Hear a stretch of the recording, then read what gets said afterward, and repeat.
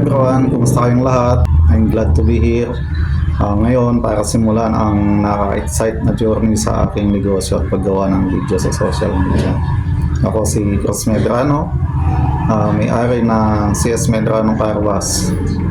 At sobrang passionate pagdating sa car wash and detailing ng mga sasakyan.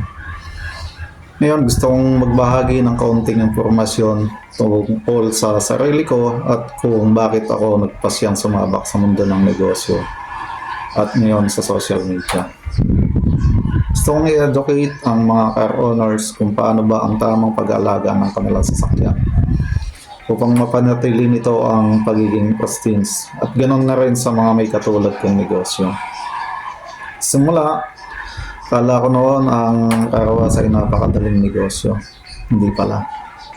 Marami ka palang dapat ihanda at aralin upang maibigay ang mga tamang serbisyo na kailangan ng iyong mga kliyente.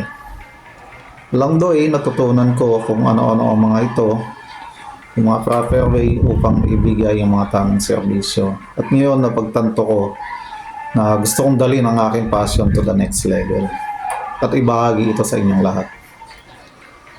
At doon ko napagpasyang simulan ang paggawa ng video sa social media.